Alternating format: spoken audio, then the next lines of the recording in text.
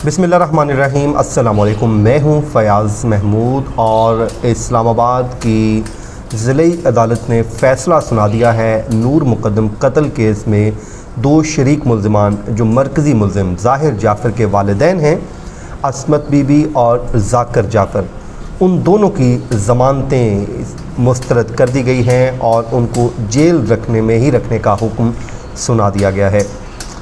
अभी तक इसका जो रिटन ऑर्डर है वो जारी नहीं हुआ। वो कुछ देर तक कहा जा रहा है कि वो जारी हो जाएगा।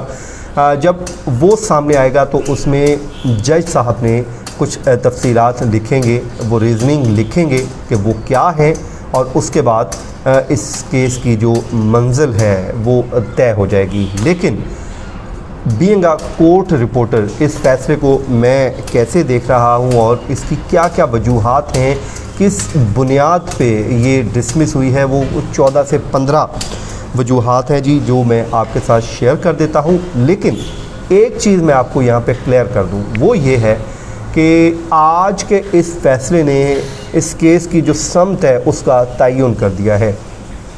ये शरीक मुल्ज़िमान हैं, इनकी ज़मानतें मुस्तरद होना का मतलब है कि मुल्ज़िम ज़ाहिर जाफ़र के लिए अब बहुत मुश्किलात खड़ी होने वाली हैं, उस दरिंदा सिर्फ इंसान के लिए जिसने एक नेहत्ती लड़की को बेईमाना और तौर पे कत्ल कर डाला।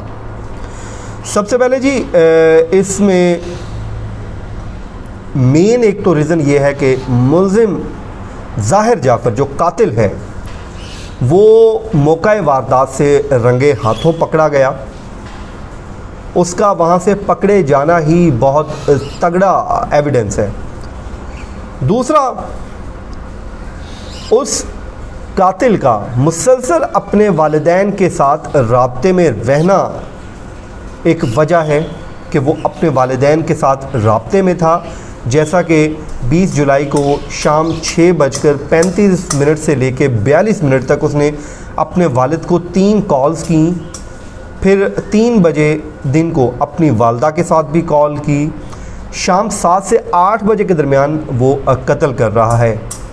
तो इसलिए जो राब्ता है वो बड़ा स्ट्रॉन्ग है, इसमें एविडेंस है। इसमें मुआवनत का इल्ज़ाम है इन पे, मुआवनत के इल्ज़ाम में इनको सज़ा सुनाई गई है। तो इसमें माजी में एक और एग्ज़ाम्पल मिलती है जो मैं आपके साथ शेयर कर देता हूँ।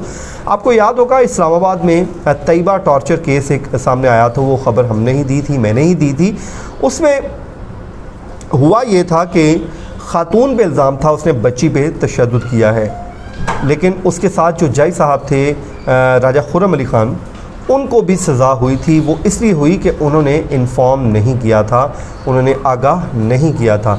इस बुनियाद पे उनको मुआवनत के इल्ज़ाम में सज़ा हो गई थी। तो इसमें इस ज़ाहिर जाफ़र को तो सज़ा होगी ही होगी। मुआवनत के इल्ज़ाम में अब मुझे लगता है कि इनको भी सज़ा हो जाएगी। अच्छा, दूसरा जी, कल जज साहब ने 2 जुमले बड़े अहम बोले थे जिन्होंने डिसाइड कर दिया था कि फ़ैसला यही आएगा, ज़मानत हो जाए नहीं होगी। जब इन्होंने कहा उनके वकला ने कि जी वो लड़का नशा करता है, उसको इन्होंने पहले अमेरिका में गया, उसको बुला लिया वापस, यहाँ पे उसका इलाज करवाया, फिर उसे बरतानिया भेज दिया, वहाँ उसका इलाज करवाया, फिर उसे वापस कर दिया। अब तो वैसे भी वो इंडिपेंडेंटली रह रहा था क्योंकि उसकी हालत ही नहीं है ऐसी।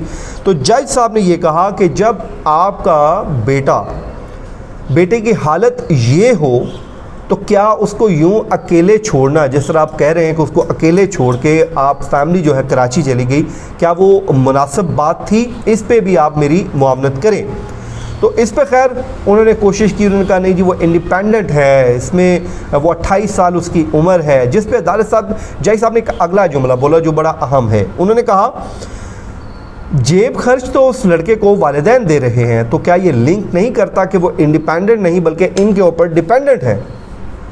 तो ये एक और लिंक भी जुड़ गया।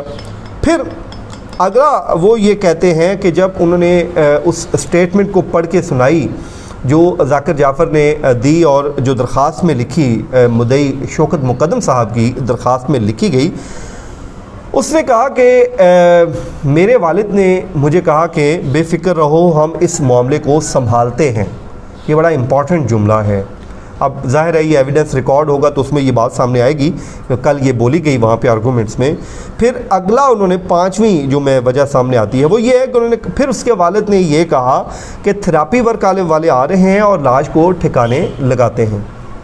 मतलब ये है कि वो पुलिस या जो इन्वेस्टिगेशन एजेंसी है वो ये अपना एक लिंक साबित कर रही है कि मुआवनत में उसके वालिदैन मुकम्मल तौर पे शामिल थे। इतना ये घनौना जुर्म था, इसमें ज़मानत स्टेज पे होना नामुमकिन था। मैं हैरान हूँ इन्होंने कैसे उस पर ज़मानत में चले गए। अच्छा जी, उसके बाद जी फिर मुल्ज़िम ये कहता है कि थेरेपी वाले बंदे आए, थेरेपी वर्क वाले आए और उस पर भी हमला कर दिया और नूर मुकद्दम का मोबाइल मैंने छीन लिया और छीन के उसको छुपा दिया। एक ये भी बड़ी वजह है उसके इस केस को स्ट्रॉन्ग बनाने में। किसी भी शख्स का वहाँ पे मर्डर हुआ और उसकी चीज़ें वहाँ से बरामद हो गई, क्योंकि CDR है, उसके बाद वो DVR जो होती है वो तमाम, और लोकेशन जब होगी वो लड़की की बेचारी की उसी घर की आ रही है और मुसलसल आ रही है और उस लड़के के मोबाइल की भी आ रही होगी, तो ये एक लिंक्ड एविडेंस हो जाएगा। और मोबाइल का वहाँ से बरामद करवा देना, वो लड़के ने बरामद करवाया है कि जी मैंने उसका मोबाइल यहाँ पर छुपाया हुआ है, तो ये एक बहुत स्ट्रॉन्ग एविडेंस है उसको लड़की की वहाँ पर प्रेजेंस को साबित करने के लिए और उसको सज़ा दिलवाने के लिए। अच्छा जी, कुछ लोग कल पूछ रहे थे इसमें दफ़ात कौन कौन सी लिखाई गई हैं। इसमें 302 एक तो 302 की दफ़ा है, कत्ल की है।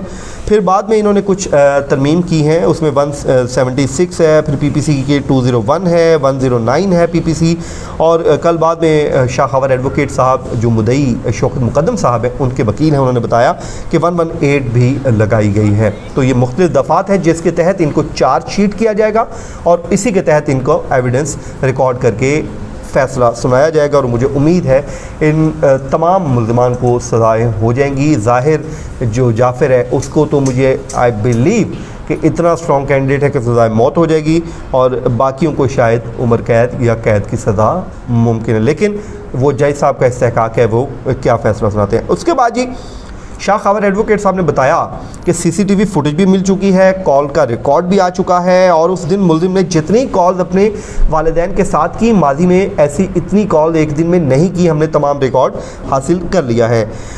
फिर डिस्ट्रिक्ट जो अटॉर्नी थे उन्होंने जब इंकशाफ किया कि वो जो पिस्टल इस लड़के से बरामद हुआ है वो भी इसके वालिद का है, तो यहाँ से भी केस लिंक्ड हो गया उसके वालिद के साथ कि वो शामिल है। अब इस पर रिजवान अब्बासी साहब जो एडवोकेट हैं, वकील हैं जाकिर जाफ़र के, वो कह रहे थे कि जी घर उनका है, जाकिर जाफ़र का, तो पिस्टल घर में ही पड़ा होगा और कहाँ होना है। तो उन्होंने ये साबित करने की कोशिश की कि पिस्टल घर में ही था, उठा लिया, तो इसमें वो क्या कर सकते हैं। खैर पिस्टल इनका था, इनके नाम पे, तो ये इसमें इन्वॉल्व हैं, फंस चुके हैं। उसके बाद जी फिर उन्होंने बताया कि जब नौकर ने, वो लड़की ने अपनी जान बचाने के लिए जंप किया, नीचे आकर गिरी तो भागने लगी, तो ज़ाहिर जाफ़र ने उसको चौकीदार को कहा कि इसको भागने ना देना। उसके बाद फिर चौकीदार ने इनके वालिदैन को कॉल करके बताया कि वो ये मामला हो रहा है तो इसको देखें, तो उसमें भी उन्होंने पुलिस को इन्फॉर्म करने का नहीं कहा ना, हालांकि वहाँ से आधा घंटे की दूरी पे थाना था और वो ये कह सकते थे, लेकिन उन्होंने नहीं बताया। उन्होंने चौकीदार को नहीं कहा कि वो जाके थाने में पुलिस को आगाह करे और इस मामले को संभाल लें, और अगर उसके बाद भी वो पुलिस आ जाती तो लड़की बेचारी की जान बच सकती थी। ये इनकी नेग्लिजेंस है। और 20 जुलाई को मुल्ज़िम ने वालिद को 3 दफ़ा कॉल की, वो 6:35 पे स्टार्ट हो रही हैं और 42 मिनट तक जारी हैं। 47 मिनट तो मैंने कल की वीडियो में मुकम्मल इसका रिकॉर्ड पेश किया था। फिर 3 बजे भी वालदा के साथ एक लंबा रब्ता हुआ था, और जिसके बाद ये अब अगला ये ऑप्शन इनके पास ये है कि ये इस्लामाबाद हाई कोर्ट से ज़मानत के लिए रजू कर सकते हैं। यहाँ पे इनके लिए ऑप्शन जो है वो तमाम तर ख़त्म हो गए हैं। तो मुझे दीजिए इजाज़त, अपना ख्याल रखिए, दुआओं में याद रखिए। अल्लाह हाफिज़।